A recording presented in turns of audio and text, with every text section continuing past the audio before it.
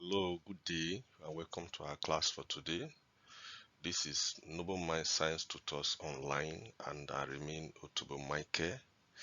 I hope you are all doing good and you are enjoying our classes. So, today we are going to be talking about motion. Remember, we have discussed position, distance, and displacement. So, today in our class for today, we are going to talk about motion. But before we go to the main class, please, I want to encourage you get your writing materials so that you can put down your notes. And besides that, if you have not subscribed to this channel, please subscribe to this channel, click on the notification button, and so that whenever we upload a new video, YouTube will notify you. Also encourage you to invite your friends, tell them that there is something good that is happening in YouTube.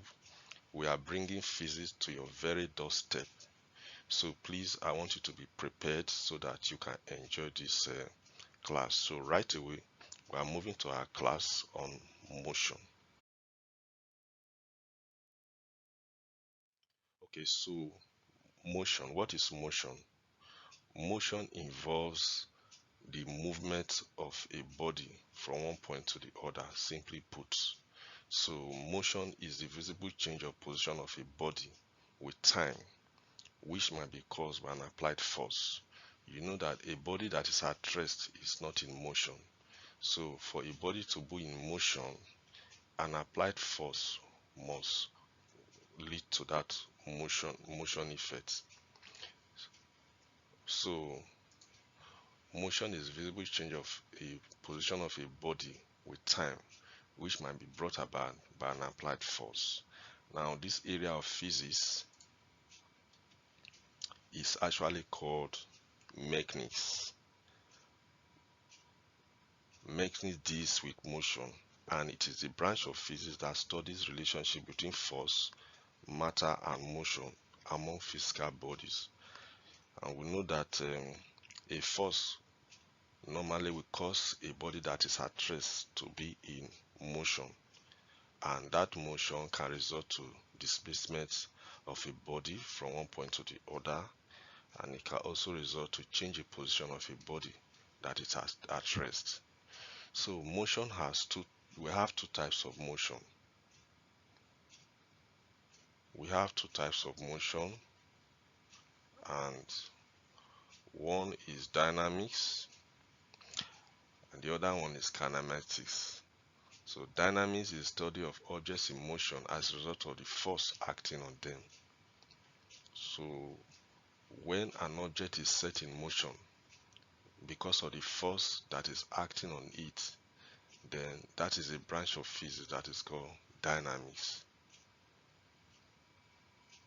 Then kinematics is the study of motion of a system of bodies without directly referring to the force that causes that motion. So like in dynamics, you talk about some quantities like force, you have momentum, you have energy. These are quantities that can cause a body to be in motion.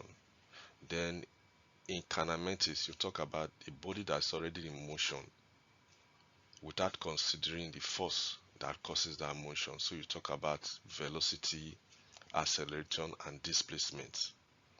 So this is motion, and then the types of motion I will have dynamics and kinematics.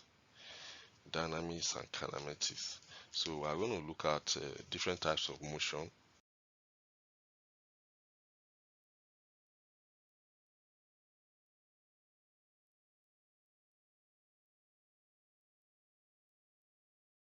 So we have different types of motion. This is random motion. Random motion.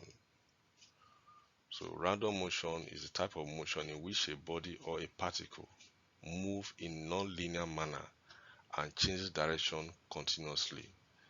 If you look at the motion of a gas molecules, or the movement of an insect, that is a type of motion that is called random motion.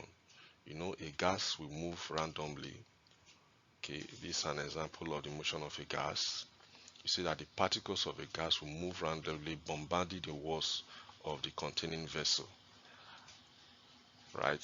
So, and this is like the movement of an insect. It moves zigzagly. Their path is not linear. So any motion that does not occur in a linear path is called random motion. So this is an example of random motion.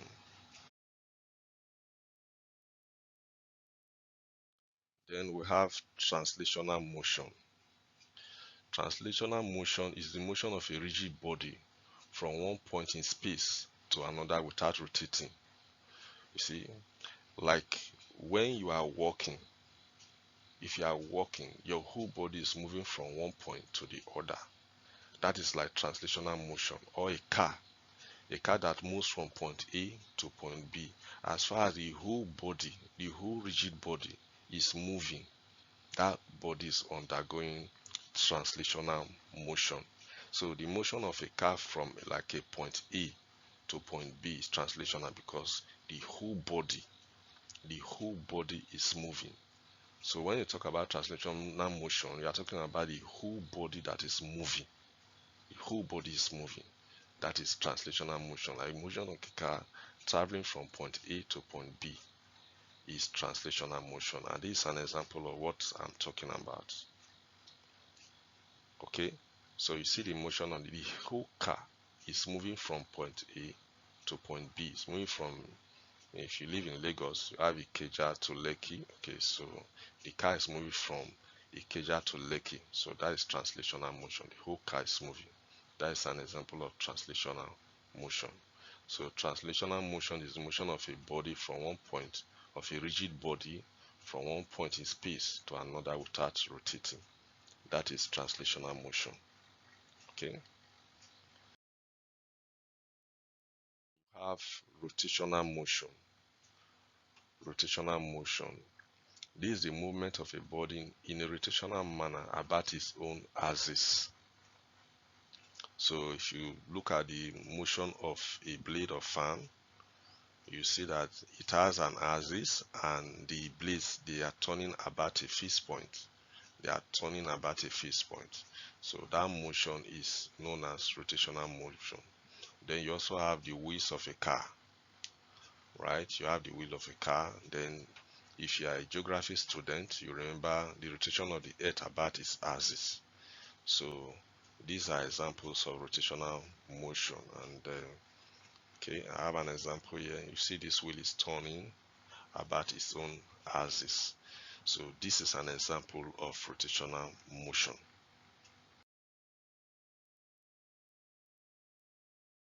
This is oscillatory motion. Oscillatory motion is a to and fro movement about a fixed point.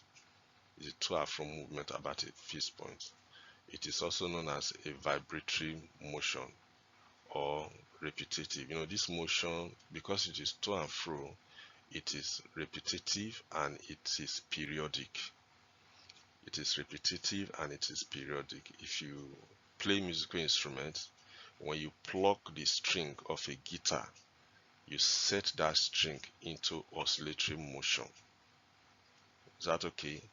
Then a simple pendulum, if you displace it slightly, you also set it into an oscillatory motion. Then if you have a spring, the loaded spring, and you stretch it gently and you allow it to move up and down, that up and down motion of the loaded spring is called oscillatory motion. So this is an example of a simple pendulum that is going to and fro motion. Then this is a loaded spring that is stretched gently, that is undergoing oscillatory motion. So these are examples of oscillatory motion.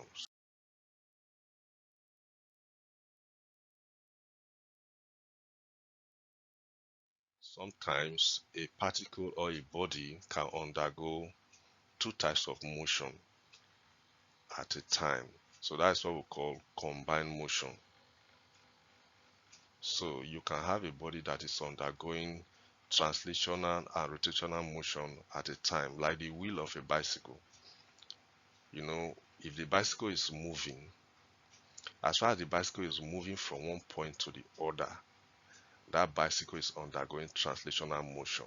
While the wheel that it is using to move, they are undergoing rotational motion. So this type of motion is called this is type of motion that is called a combined motion. You have translational and rotational motion combined together for the bicycle to move from one point to the other. Okay, so this is a man that is riding a bicycle. You can see that the bicycle moved from point A to point B, and the wheels, they are undergoing rotational motion. So this is an example of a combined motion. So what we have discussed so far, they are examples of motion, and then we have also discussed different types of motion and examples that we have given. So I hope this covers the topic on motion. Then there are other areas of motion that we'll still discuss in our next class. But for this particular class, this is where we are stopping it.